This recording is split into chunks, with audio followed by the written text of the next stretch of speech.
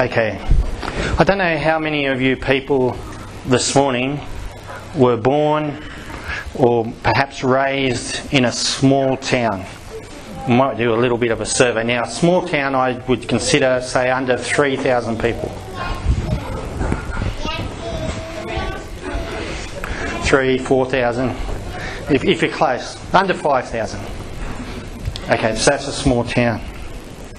For you that have come from big metropolises as Dubbo, you may not know what it's like to be born in a small town or even live in a small town. But in a small town, it's very important where you came from, who you are, whose you are, who your parents are. In a small town, and I came from the small town of Gilgandra, you were never a local unless they knew who your parents were. Then they could fit you in. So I've got a friend who lives in Gilgandra who has been there nearly 40 years, and he is not a local. His children are locals because they were born, raised there, and they're the local printer's son and daughter. So it's very important who you are. It sort of defines you, and sometimes that can be a burden that's hard to deal with. Sometimes that's a privilege. Sometimes that means a lot of things.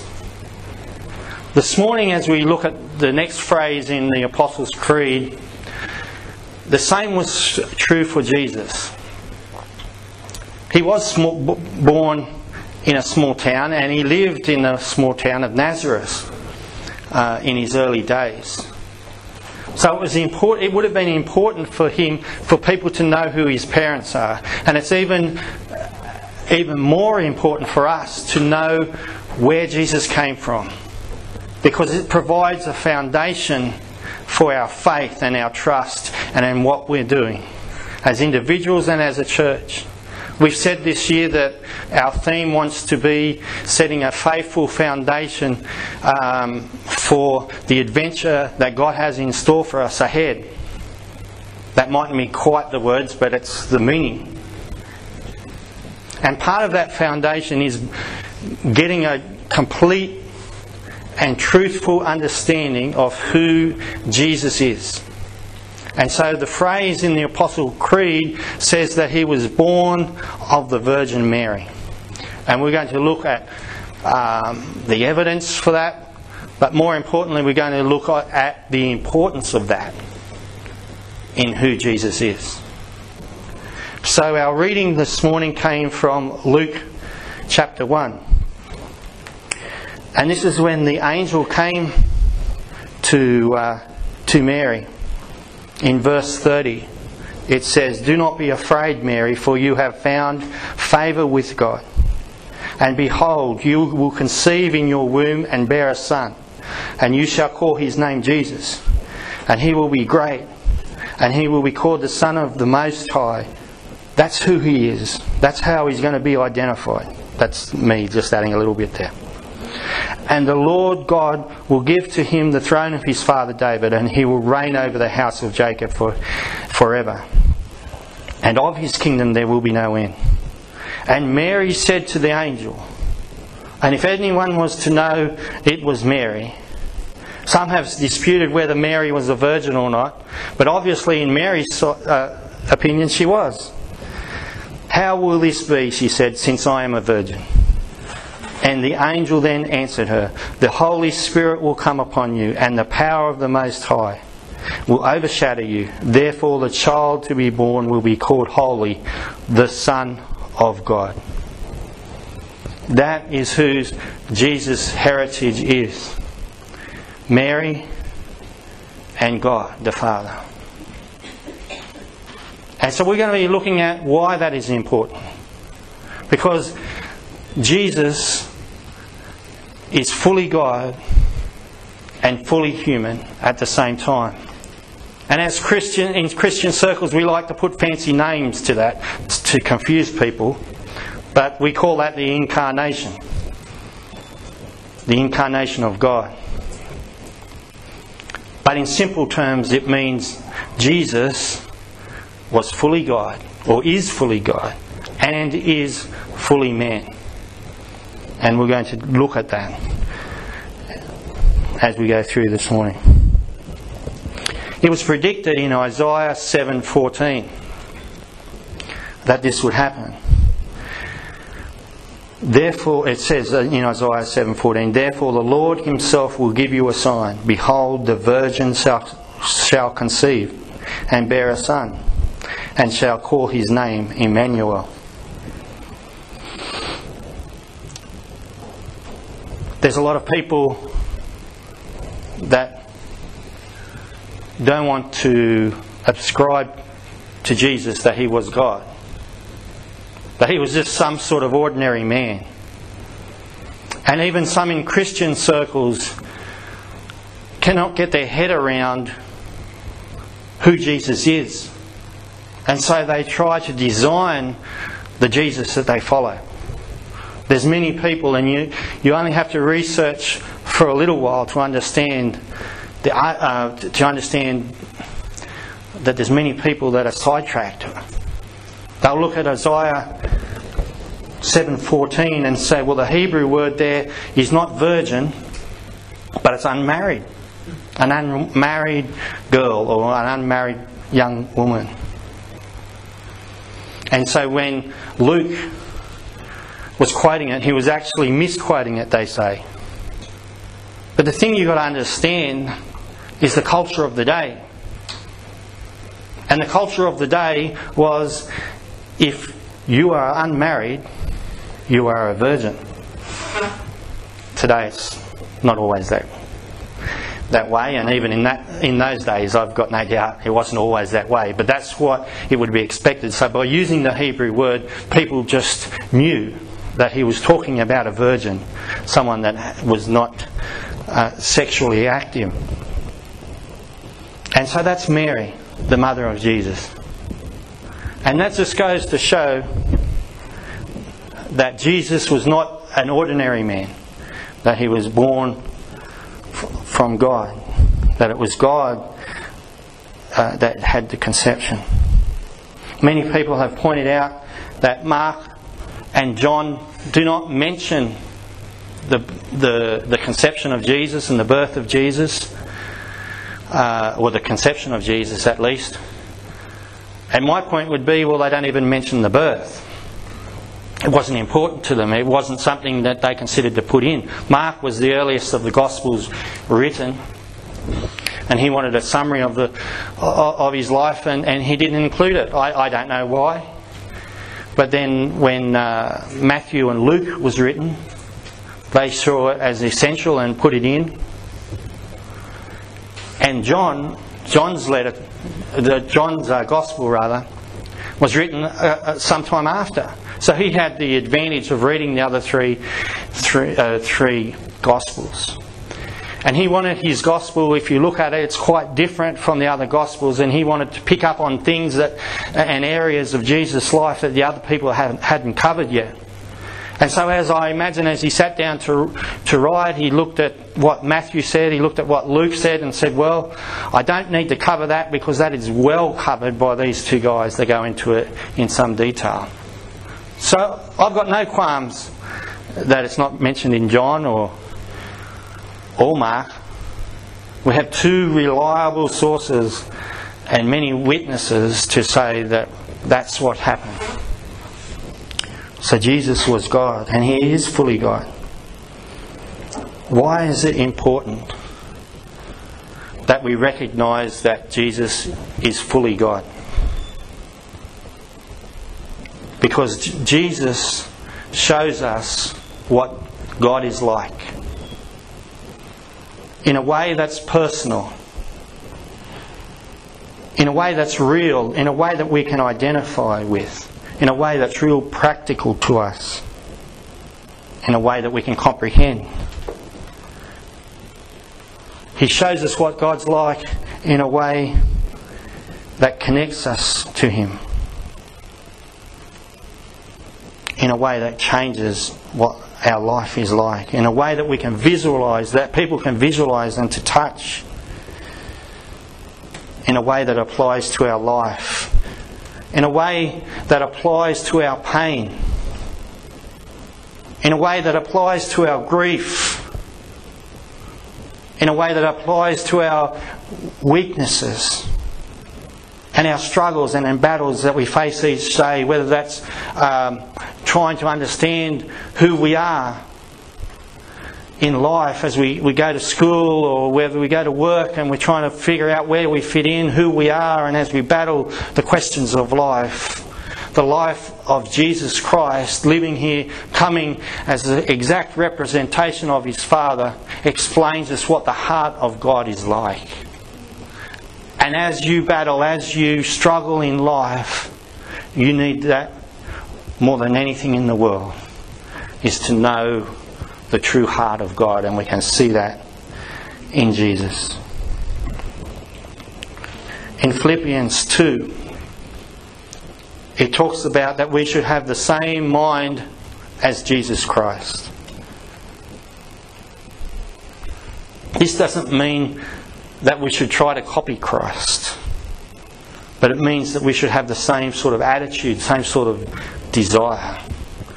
And I'm going to say something, and I've said it here before, and probably some people don't like it, but I don't like the saying, "What would Jesus do?" I think they're missing a word. Because He's not wanting us to be... He was a human.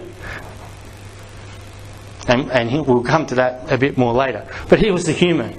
And what do we know about every human being that's on this earth? They're unique. They're one of a kind.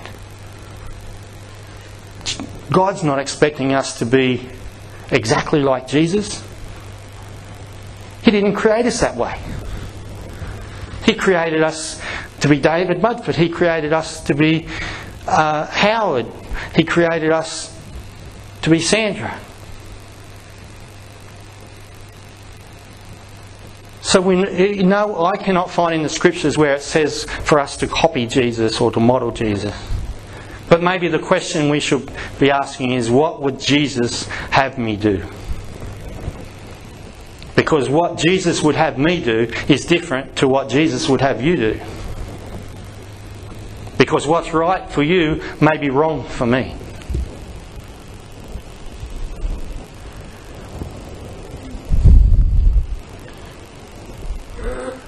Jesus has never been in the business of fitting people for heaven, someone said.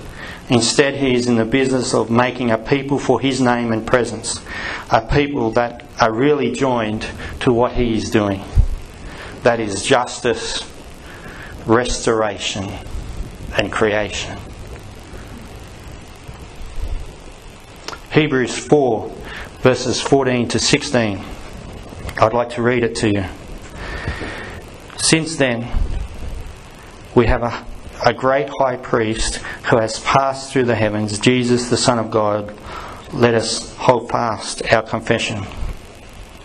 For we do not have a high priest who is unable to sympathise with our weakness, but one who is in every respect has been tempted as we are, yet without sin. Let us then with confidence draw near to the throne of grace, that we may receive mercy and find grace to help in the time of need. Jesus was also fully human in every way. In every way. As our verse says, we do not have a high priest who is unable to sympathise with our weakness. That's said in the negative. So we can say in the positive, if we do not have a priest that's unable to sympathise with our weakness, then we must have a high priest who is able to sympathise, because he has gone through those battles. He knows the human condition. He entered into our suffering. He was not frightened by it. He was not turned away by it, but he embraced it. He has embraced you. He understands. He's not going to say, I don't understand why you're doing that, or you did that, or you feel that way. Instead, he's going to say, I understand why, but I want to show you a better way to deal with what you're going through. He's not going to say, you shouldn't be feeling grief like that, you shouldn't be having that struggle. No, he's going to say, I know. But let me show you a better way.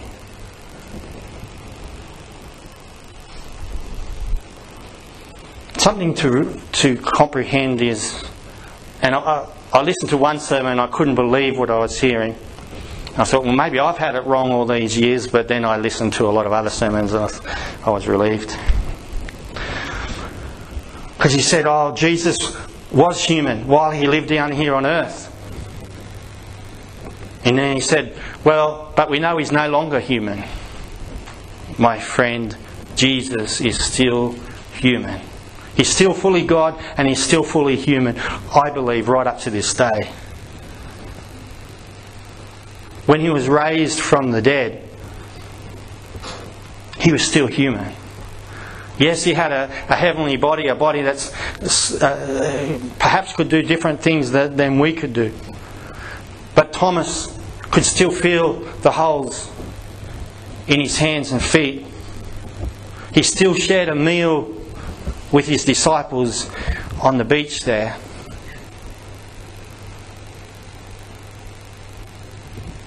I wasn't always an accountant. And then eventually I became an accountant. Now some people might say, well, that means you stop being a human being. But it's not true. It's not true. I'm still a human being. Just because I've become an accountant with personality, I don't understand why you're laughing. Doesn't mean that I stop being human. Now don't take that illustration to its nth degree. I'm only using it for a small part of understanding. Someone explained it like this.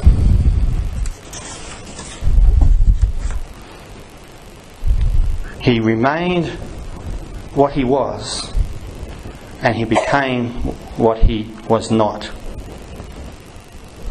Remaining what he was, he became what he was not. In other words, while Jesus continued or remained what he was, that is, fully divine, fully God, he also became what he previously had not been. That is, fully human as well. Jesus did not give up any of his deity. That's just a big word for his godness.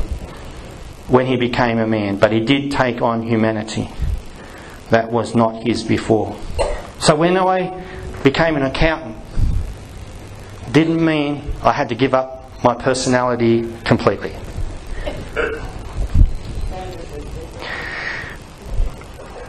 Yeah, she would say I'd never had any personality, so it's a mute point. But anyway. Hebrews 5, verses 7 to 10. Let's read what it says.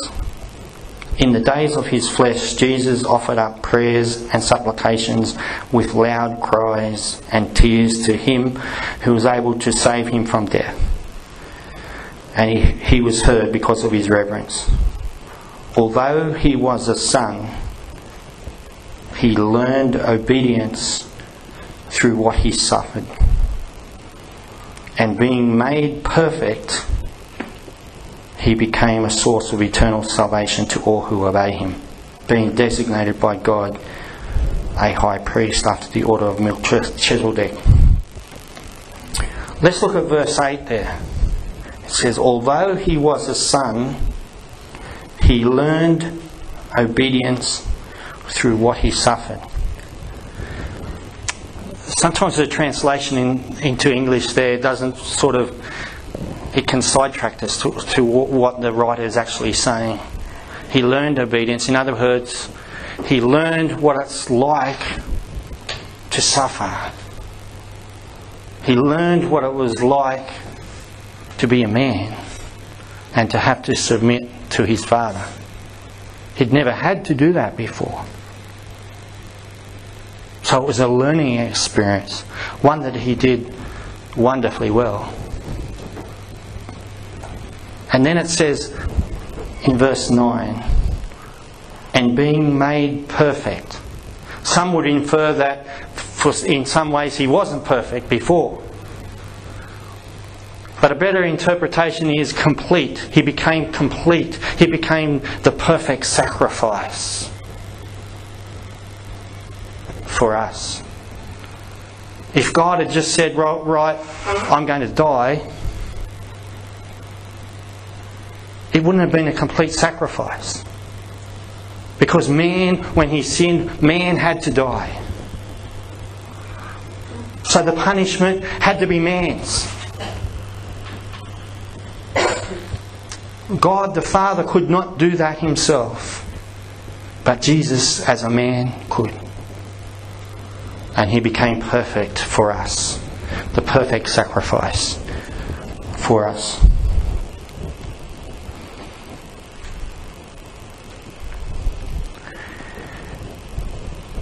Jesus knows all about our troubles. And something I realised this week, I've realised one aspect of it before, that Joseph, his stepfather, or his earthly father if you like, the man who raised Jesus as a son, had died in Jesus' life. He's never spoken of after Jesus was 12. And we can see on the cross that Jesus spoke to John and said, John, this woman beside you is your mother, and said to his mother, this is your son. And it says, from that day, Mary went home to live with John. That would not have happened if Joseph was alive. But Jesus knew of the culture of the day that needed to happen. And as the eldest son, he was looking after his mother. Not in a way that his mother probably would have liked at the time. She would have liked him to go home. But there's one thing that Mary needed more than a son at home that day, and that was a Saviour. And Jesus knew that. So Joseph died. And someone pointed out this week, and I'm not putting any credence to it, but they believe Joseph died in the last year of Jesus' ministry. I've got no idea when Joseph died, and I don't think the person did either. But the point he made was Jesus could have raised his father to life again. But he chose not to. Maybe Jesus wanted to experience the extreme pain that we feel in death of a loved one. Jesus knows what it's like to lose a dad. Yesterday, it was 30 years since I put my father in the ground. 30 years to the day.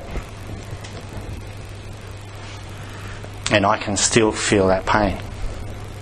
The sorrow is different, and I've come to deal with it, but I still know what it's like, and it still aches.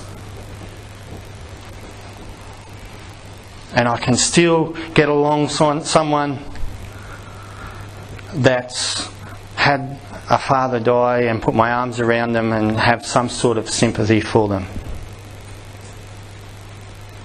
And Jesus is no different.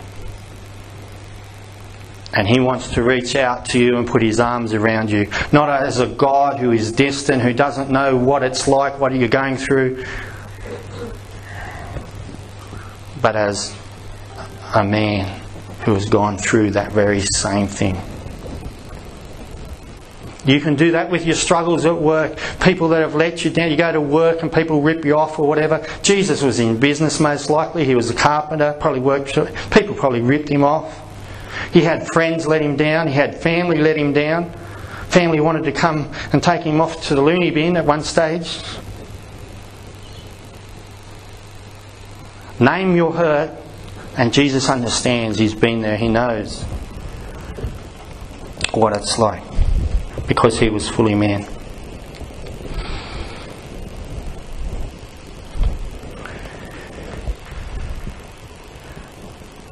Second John 7 to 10. If you have your Bibles, you might like to look that up. And we can see, as John, there's only one chapter, so it's verses 7 to 10, 2 John. John warns about why what I've been talking about is important. Verse 7 says, "For many deceivers have gone out into the world, those who do not confess the coming of Jesus Christ, that is the Messiah, that is God in the flesh. Such a one is a deceiver and the Antichrist. Watch yourselves, so that you may not lose what we have worked for, but may win a full reward." Watch yourselves so that you may not lose what we have worked for. We're talking about a great adventure that we're on as a church, as individuals.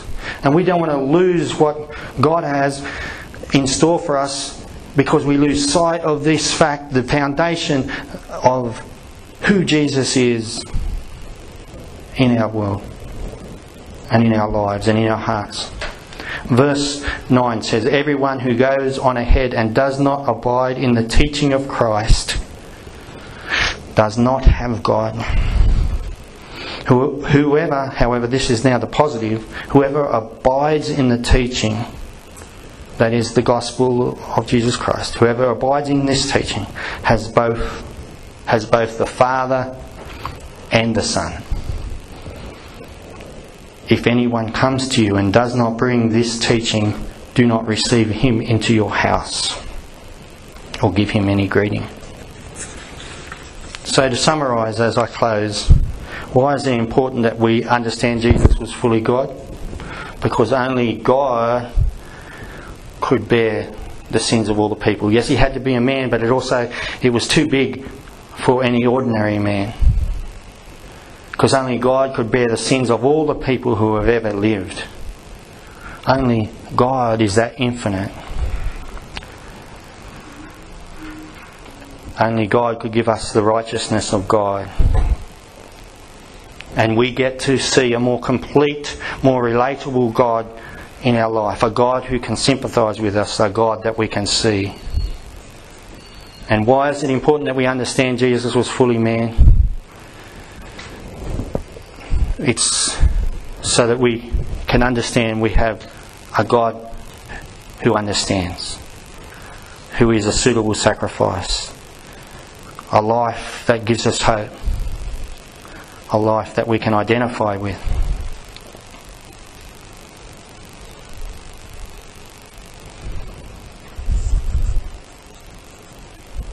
I said this a year or two ago, and I'm going to say it in closing. I asked myself this question. It's a what-if question, and I would like to ask it to you as I close.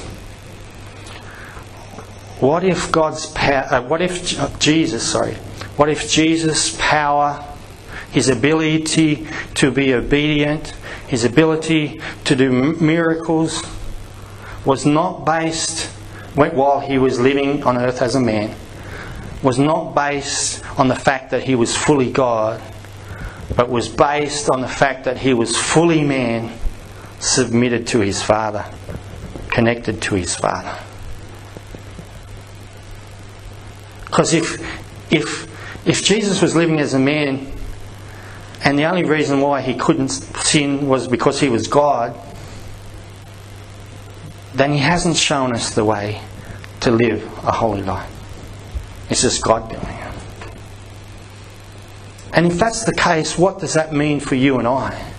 If the power as Jesus as a man came from his relationship with his Father, his commitment to his Father, his submission to his Father. What does that mean for us? It means that we can have that sort of relationship. We can have that sort of life. Where we fall down in our sin is not a lack of strength in ourselves, it's a lack of connection to our Father.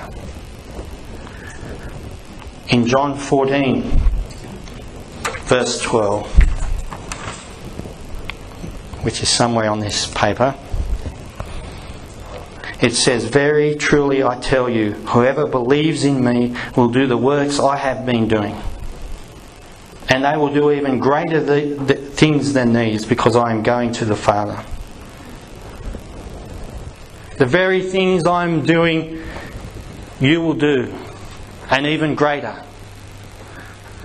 And in some respects, when he's talking about even greater, I believe it is because of he could only, really have intimate relationships with those 12 guys and mentor them. He could his physicality would only allow him to do so much in a certain area. But us as a collective, us as a body, us as a church, the adventure that we've got is the ability to go far beyond what Jesus could do as a physical man. And it all relies on our connection to our God, to our Father. So as I finish this morning, I'd like you to ask yourself that question: what if? And what does that mean for you? Mary was a special lady, the mother of Jesus. And as we come to communion, some people have confused that. It's important to see where Jesus come from, but a lot of people look at that so we can see what Mary is, but it's more to do with Jesus. Mary was a special one. She was favoured, but so are you. She had the privilege of carrying the Messiah in her womb, holding him at her breast, holding his hand as they crossed the road.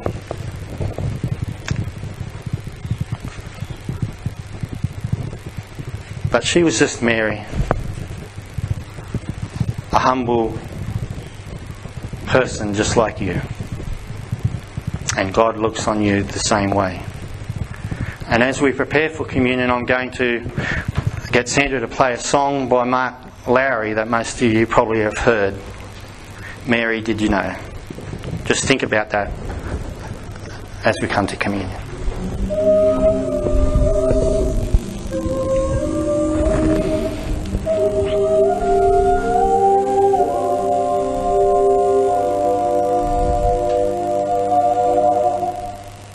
Mary, did you know that your baby boy will one day